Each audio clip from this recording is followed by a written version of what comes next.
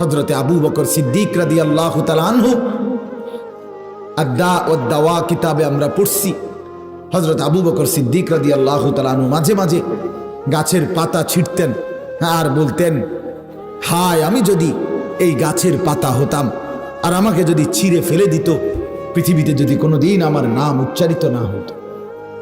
এতটা ভয় করত। লাউ কুনতু শাজারাতান তু'বাদ, যদি আমি এমন একটা গাছ হতাম যাকে কেটে ফেলতো, ফেলে দিত। হযরত ওমর রাদিয়াল্লাহু তাআলা আনহু, সাইয়্যিদুনা ওমর, ইসলামের দ্বিতীয় খলিফা, 10.5 বছর একটানা মুসলমানদের খলিফা ছিলেন। অর্ধ পৃথিবী ওনার কদমের নিচে ছিল।